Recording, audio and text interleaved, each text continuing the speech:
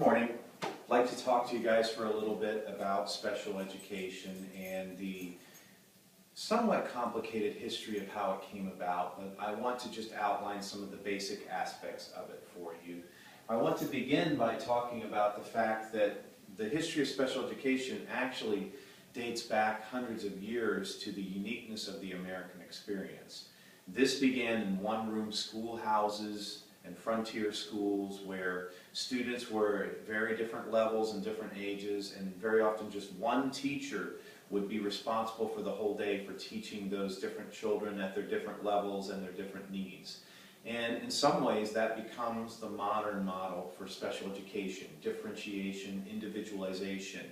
And that was a common experience in the American colonial era and the frontier areas. In Appalachia, where my family's from, that was a very common experience. My grandfather taught in a one-room schoolhouse where he had those diverse students and had to manage all of that individualized instruction. Our tradition and our history also comes out of principles of democracy. Jefferson believed that for men and later, eventually, women as well, and blacks and whites, citizens of the U.S., to be literate and be functional citizens, that they needed to be educated in a liberal fashion. And Jefferson, of course, is famous for founding the University of Virginia, but in part his motivation was he believed that for a democracy to function, education needed to be a critical part of that. Later on, during the Civil War, we have a situation where public schools have begun to evolve in northern states, and after the Civil War, for southern states to be readmitted to the Union, they have to agree to set up their own public school systems.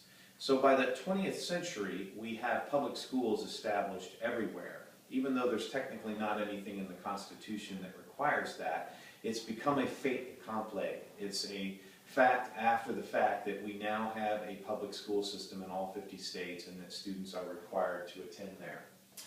The science of education, like sociology, blossomed in the late 1800s and in the early part of the 20th century. John Dewey is a famous American educator and philosopher who believed that our public school system provided the way for us to educate for workers, for democracy, and for citizenship, and to essentially have success in life was predicated on having this successful experience in the secondary education environment. The special education movement really doesn't come about, though, until the 1960s, and you already know that we have a disability rights movement and a civil rights movement and a women's rights movement going on in the 1960s. And along with this, President Kennedy and President Johnson and advocates begin to push for a system of public schools where students with disabilities can also access education. And it's an issue of equity, it's an issue of access, it's an issue of what's fair. The model that probably spurred this was the separate but equal school system in the South, where blacks and whites supposedly went to equal schools even though they were segregated. What often happened was the black schools were not given resources that white schools were. So coming out of the civil rights movement in the 1950s and into the 1960s, people already had it in their head that we didn't have equal access to education, that some got better access than others. And in the 60s that really becomes an issue. By the 1970s, we're ready for legislation. And in 1975, the key piece of legislation is enacted. It's called IDEA, the Individuals with Disabilities Education Act. And it creates an overarching public school system, special education system, that gives students with disabilities the right to access an education no matter where they are in all 50 states. There is a public school system that is obligated to provide them an education. Some of the terminology that comes with this: LRE stands for Least Restrictive Environment. That means that students with disabilities have to be educated in the most mainstream way possible. You might remember the anecdote about me teaching my first year in a trailer 500 yards behind the school with no intercom. My students and I both felt really disconnected from the school experience and marginalized. According to the law, LRE, you're not supposed to do that. Mainstreaming is a term for getting students with disabilities as much out into the regular experience as possible. FAPE is another term that comes out of the special education process. That stands for Free and Appropriate Public Education. And under the law, no matter how profoundly disabled a student is, they are entitled to that. IEP is an individual education plan that must be developed according to the law for every student who is in special education. It has objectives for that student to meet during the school year and accommodations that have to be made. Another version of an IEP, if you want to think of it that way, is called a 504 plan. And 504s date back to the Rehabilitation Act of 1973, which you'll remember only applies to federal programs or programs that receive federal money.